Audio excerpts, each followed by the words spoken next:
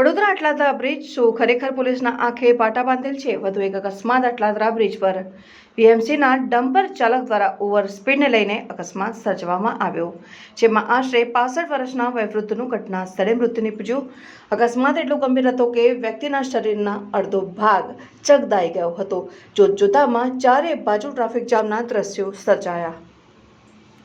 અક્ષર ચોકથી કલારી બાજુ જતો રસ્તો છે.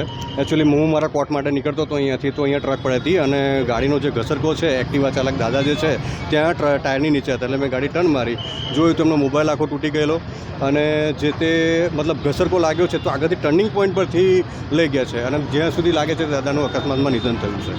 આ વ્યક્તિ કોણ છે એની કોઈ ઓળખાણ થઈ? હજી ઓળખાણમાં એવું છે કે દાદાનો મોબાઈલ જે હતો તે ગ્લાસ આખો તૂટી ગયેલો હતો. એમાંથી નંબર કાઢીને એમના સનને બોલાયા છે અહીંયા, એટલે એ અત્યારે આવતા હશે એટલે એમને બોલાવીને એમને ડમ્પર કયું છે? ડમ્પર ટ્રક ચાલક એવું કહે છે કે વીએમસી તરફથી છે અને અમે લોકો માટી ભરવા માટે જઈએ છીએ. તો પહેલાં તો અમારો સવાલ એ થાય કે ઉપર પરવાનગી કોને આપી? બરાબર છે, તો વીએમસીને કદાચ એમની હોય તો ગાડી એમને બોલાવે, ચાલકને એને બોલાવીને જે કે કાર્યવાહી કરવાની હોય કાર્યવાહી કરે. તમને શું લાગે છે કે દિવસે દિવસે અકસ્માતો વધી રહ્યા છે, આના માટે જવાબદાર કોને માનવા? સાહેબ, જવાબદાર માટે તો હવે કોના પર માથલા ધોઈશું, કેમ કે બધાએ બાય ચારણી જ કરવાના છે. પોલીસ તો એવું કહે છે કે 1 થી 4 નો એન્ટ્રી હોય છે, બરોબર? પણ વીએમસીની ગાડી છે સાહેબ, શું કહેશો?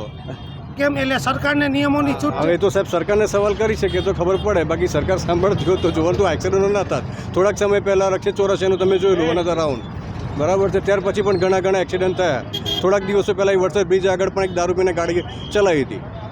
એટલે એના માટે તમે કમેન્ટ ના કરો તો સારું છે. આપની શું માંગ છે? અમારી માંગ તો કશું નથી. એમના પિતાના જેમના સન છે એમને જે તે યોગ્ય ન્યાય મળી રહે એ આપણે